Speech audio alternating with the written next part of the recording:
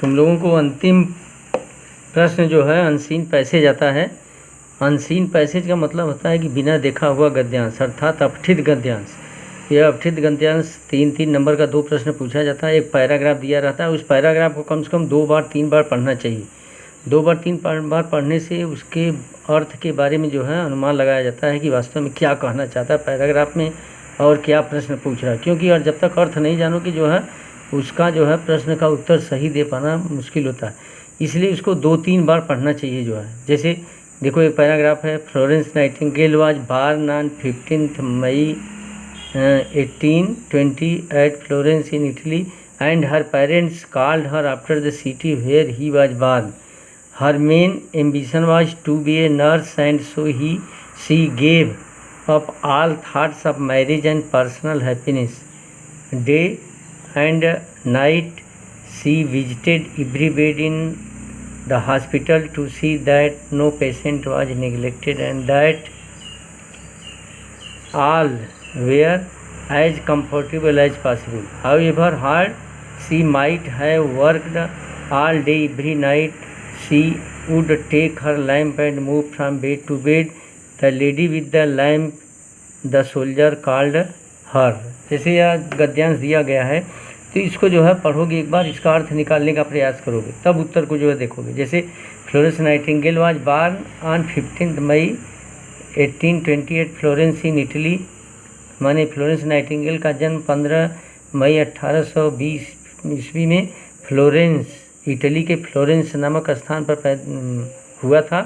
And her parents called her after the city where she was born, और उसके पिता ने शहर के नाम से उसको पुकारा करते थे, जहाँ उस शहर के नाम से पुकारते थे जहाँ उसका जन्म हुआ था। Her main ambition was to be a nurse, उसकी मुख्य इच्छा थी या मुख्य रूप से एक जो है नर्स बनना चाहती थी। And so give up all thoughts of marriage and personal affair, इसलिए उसने शादी विवाह अथवा अन्य अपनी व्यक्तिगत प्रसन्नता को छोड़ने का प्रयास किया या छोड़ दिया। Day and night she visited every bed in the hospital, मैंने रात और दिन प्रत्येक बिस्तरे के, अस्पताल के प्रत्येक बिस्तरे के पास जाया करती थी।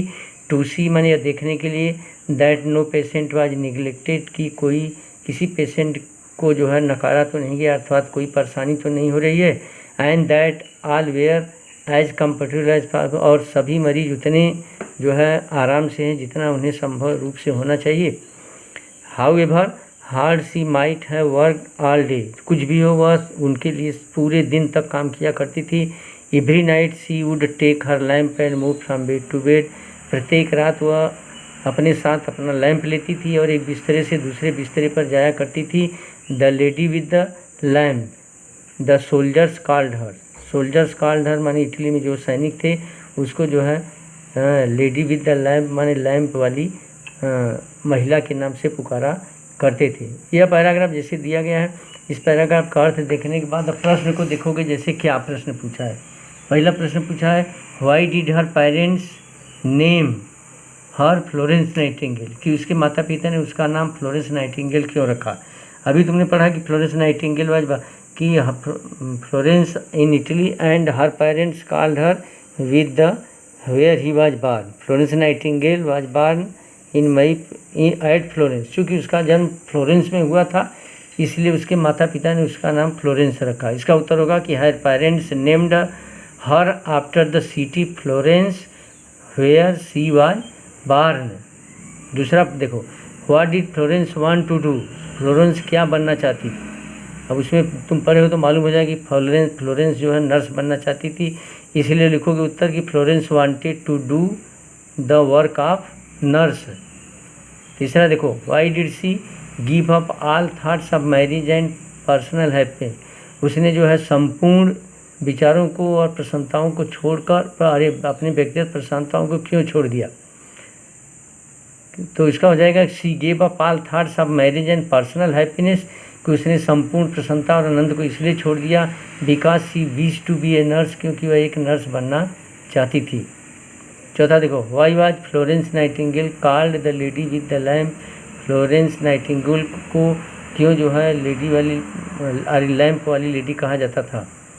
इसका उत्तर है कि Florence Nightingale was called the lady with the lamp because she moved her lamp from bed to bed of the wounded soldiers. जो घायल सिपाही थी वह अपने लैम्प को लेकर, चूँकि सिपाहियों के पास जाया करती थी, इसलिए उसको लेडी विद द लैम्प कहा जाता था।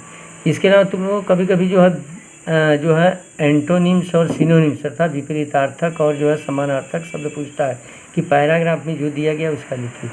निम्नलिखित शब्दों के विपरीतार्थक पॉसिबल का जो है इम्पॉसिबल लिखोगे, इसका अपोजिट है विलोम है।